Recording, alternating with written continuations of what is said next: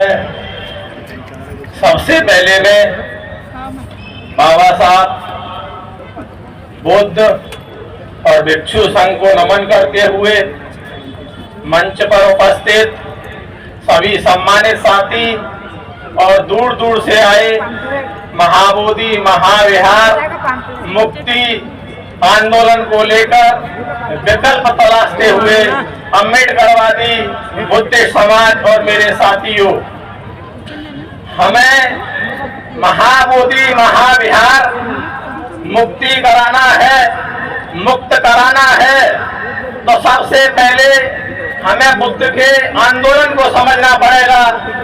बुद्ध बनने से पहले सिद्धार्थ गौतम ने सुजाता की खीर खा के संकल्प लिया कि जब तक मैं बुद्ध नहीं बन जाता, जब तक मुझको बुद्धत्व प्राप्त नहीं हो जाता, तब तक मैं ये आसन नहीं छोड़ूंगा।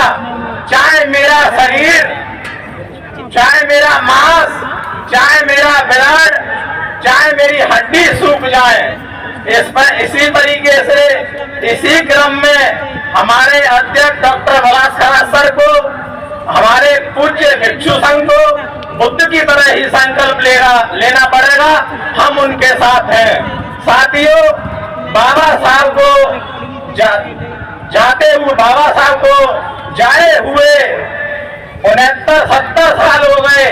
आज तक हम ना लोकतंत्र के रास्ते से, ना धम्म के रास्ते से, ना संविधान के रास्ते से सफल क्यों नहीं हुए?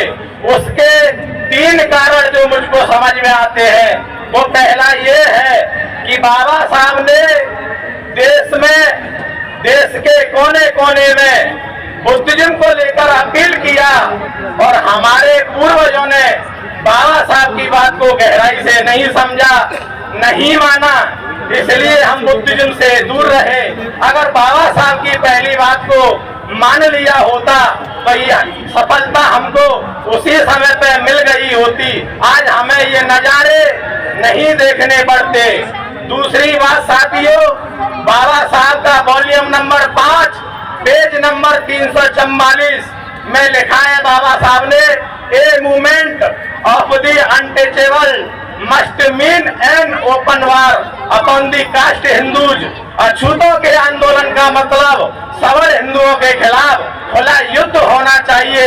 ये खुला युद्ध नहीं हुआ, संघर्ष, जिनसे संघर्ष था उनसे समझौता हुआ, तो कैसे आपको सम्मान मिलता इस देश में? कैसे आप सत्ता तक जाते?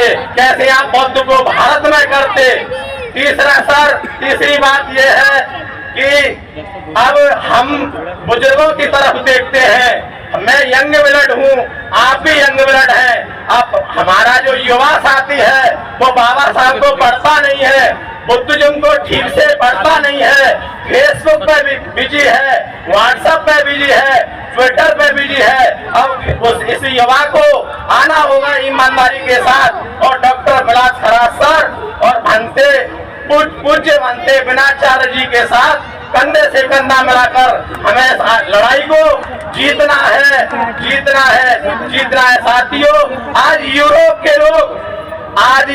के लोग, पश्चिम के लोग बुद्ध ने जो देशनाएं दी थी, उन बुद्ध की ध्वनियों को ब्रह्मांड में खोजने की कोशिश कर रहे हैं। बुद्ध की ध्वनियों की तरंगों को ब्रह्मांड में खोजने की कोशिश कर रहे हैं। पूरी दुनिया की मुक्ति बुद्धिज्म से होगी, ऐसा यूरोप का वैज्ञानिक, ऐसा पश्चिम का वैज्ञानिक बुद्धिज्म की ध्वनियों के पीछे, बुद्ध की देशनाओं की ध्वनियों के पीछे जुट गया है। तो बुद्ध कोई छोटी बात नहीं है, बहुत बड़ी बात है। बुद्धिज्म को समझना बहुत बड़ा कठिन मार्ग है। इसको समझना है, इस पर एक्शन करना है। इसी क्रम में साथियों 2 शब्द और कहूंगा मैं कि दिल के फपोले जल उठे सीने के दाग से, लग गई इस घर को आग घर के ही चिराग से। जलकर दिल खाक हुआ, आंखों से रोया ना गया, जख्म भी ऐसे जले फूलों पे सोया ना गया। हम सोलों पर चलने वाले ना डरते चंद अंगारों से, और गूंजेगी ये बुद्ध की धरती जय भीम के नारों से। एक ना एक दिन बौद्ध में बन जाएगा देश, और जन जन तक पहुंचाने हैं बाबा साहब के संदेश। जय भीम, नमो बुद्धाय, जय भारत।